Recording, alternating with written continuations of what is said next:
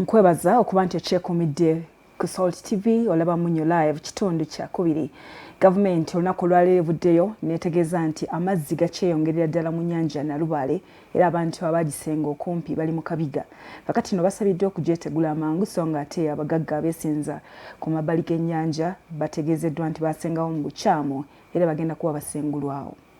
Gavumenti etegeezezza ng'okweyongera kw'amazzi mu nnyanja Nalubaale bwe kukyaliwo era ng'egamba nti ab'enteebereza y'obudde baalaze nti kino kikyali kituuza ng'ate kyabulabe nnyo naddala eri abantu abagibeerako. Minisita Sam Sheptoris ategeezezza nga gavumenti bw'etunuulidde okuyamba n'okusengula abantu abakoseddwa mu mbeera eno. Ebintu si birungi nnyo naye ng'ate gavumenti ejja kukola kyonna ky'esobola okuyamba abantu abasaanidde okuweebwa obuyambo obwo. Minisita era alaze olukalala lw'amannya g'abagagga abeesenza mu bukyamu okumpi n'ennyanja nga bano bonna baakusengulwa. Ebigambo bya Minisita Sheptoris bivuunuddwa Festus Luboyera akulira ekitongole ky'enteebereza y'obudde n'alambika minisita by'ayogeddeko.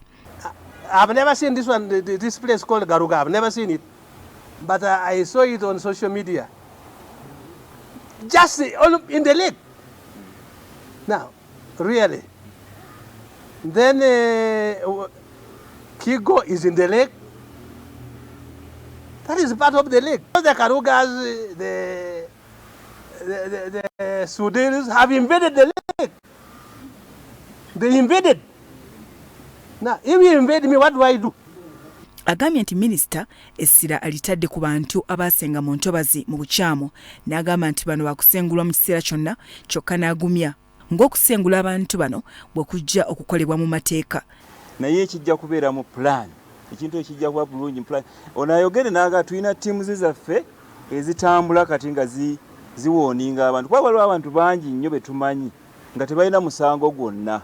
Ayogedde ku nteebereza y'obudde nga bwe yaweebwa ekitongole kino n'agamba nti baalabula abantu okugoberera n'okugondera ebyabagambibwa kyokka bangi baagaana okukikola. Nga twawa enteebereza ey'ekiseera kino twagibawa era ntulaga enkuba ejja kutonnya nnyingi ekyo twakyogerako era waliwo tubadde tugenda mu disitulikiti nga twongera okwogera ti bannange muve wano abalima mulime kino nga tubawa kibayita advisories ogakulabulwa. Naye simanyi oba tetunnaba kutuuka ku stage eyo abantu okusobola okuba nga bawuliriza ebintu ng'ebyo. Ate n'ekirala abamu bagenda ne bagamba nti oyo obudde alimba bulimbi. Ekitongole ky'enteebereza y'obudde kitegeezezza nga enkuba bw'ekyaliyo era nga basuubira nti yakukendeerera eyo mu mwezi ogwa June. Nti ne kino ekiseera ekisembayo ekya May ne June enkuba era ajja kubanga ekyakola ki ekyagenda mu maaso. N'olwekisigamba nti eweddeyo. Ku bantu abaasenga mu ntobazi bagambye nti abantu baali baabagamba era kyonna ekinaabatuukako bangi bajja kuba bakimanyaako. Naye ekiriwo kiri nti kwega okulabulwa kuweerebbwa mu mawulire mwekuli naffe tuzze wano minisita akyogedde ba experts bano babyogedde kwegamba gw'okimanya gwe kennyini. Ya Florence Adong akulira ekitongole ekirabirira amazzi agamba nti wadde nga bagezezzaako okugaziya emiwaatwa egitwala amazzi okugajja mu nnyanja Nalubaale okweyongera kwago kukyagaanya okukka nga kino kitiisa nnyo. Is that it is rising, and it is rising at a very high rate, especially Lake Victoria.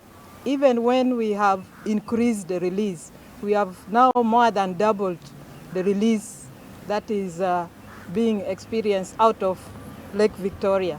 Bya Edin Subuga ne Robert Mutebi, Salt TV, Omunnyo.